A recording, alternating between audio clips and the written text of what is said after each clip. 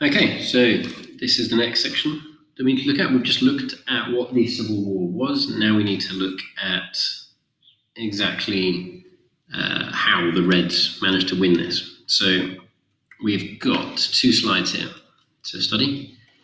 Okay, so you need to read all this information, and you understand that, like most things in history, it's not straightforward. There are lots and lots of different factors, and we can argue and provide evidence to support our argument for which one we feel was the most important or the least important. But these are the factors presented here. We have 2 categories of factors. We've got white weaknesses here. Let's go back. Here we have the white weaknesses, and here we have the red strengths. Okay, you can read through these in your own time, but just I'll quickly talk you through some of them. Okay, one of the big problems with this was that the Bolsheviks, the Reds, they were a united force, one organization with one goal, one aim, one leadership. Yeah, Lenin and Trotsky at the top, at this time united, convinced that they know what they want, able to have a unified policy that people could follow. The whites, on the other hand, were not really one group. It's almost a bit unfair to call them the whites, because there was almost no such thing as the whites. There were lots of different groups who were fighting against the Reds, but they weren't really helping each other, because they didn't always agree with each other. You had lots of different people. You had sort of hardcore monarchists, people that really wanted the Tsar back, and for everything to be back the way it used to be, sort of almost pre-1905 revolution even, real conservatives. And then you also had others that were part of the Provisional Council, socialist revolutionaries. You even had some people that were part of the Petrograd Soviet that had left and were fighting against the Bolsheviks. Mensheviks, for example, that didn't believe what the Bolsheviks was doing was correct. So this big group of people, they didn't really go on, they didn't see eye to eye, and they struggled to coordinate their efforts. And in war, coordination is key. If you can have your soldiers moving in the right places at the right time, at the same time that their allies are, then you've got a good chance of winning. But if you're not talking to the other groups on your own side, that means the Bolsheviks can pick you off one at a time. And there's no coordination there.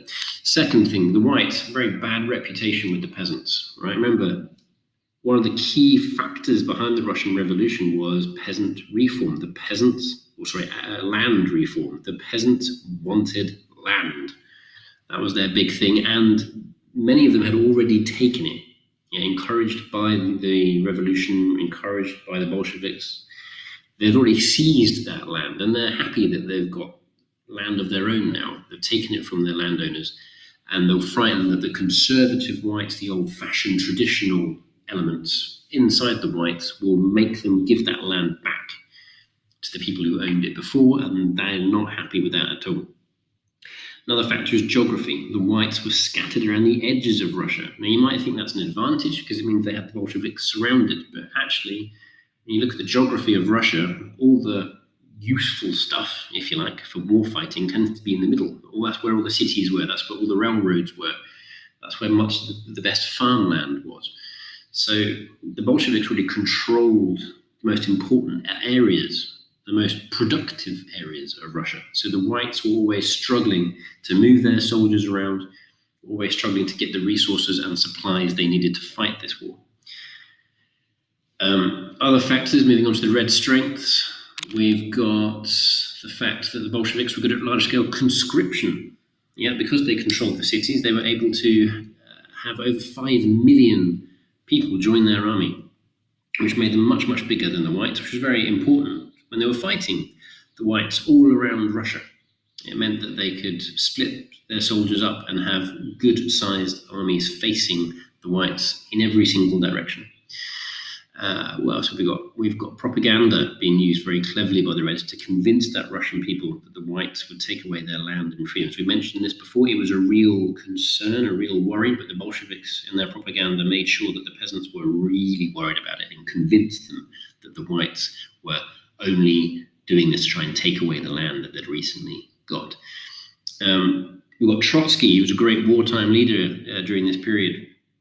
he would jump into his, an armored train that he would drive around the war zones, and he'd jump out and talk to the soldiers on the front line and make sure they saw him, in the thick of it, right next to them, so that they began to trust the Bolshevik leadership, and want to fight for them. And this really boosted morale. You also got Lenin, who at this time introduced something called war communism, where basically he takes full control of the entire Russian economy, or the bits the Bolsheviks control.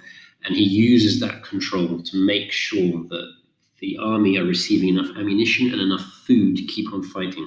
Very, very important. We saw that in the First World War. The Russian army suffered, and the Russian people suffered through lack of food. And obviously, one of the Bolsheviks' big promises was bread.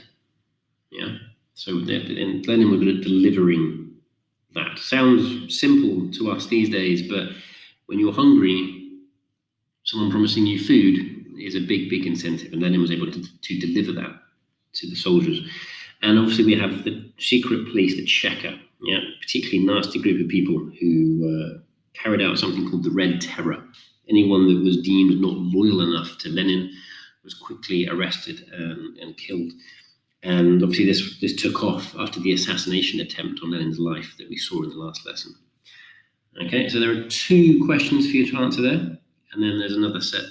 There's an example, a Pika paragraph I'd like you to try and fill out on the following page. Okay, I hope that all makes sense. And do the quiz as well when you get time.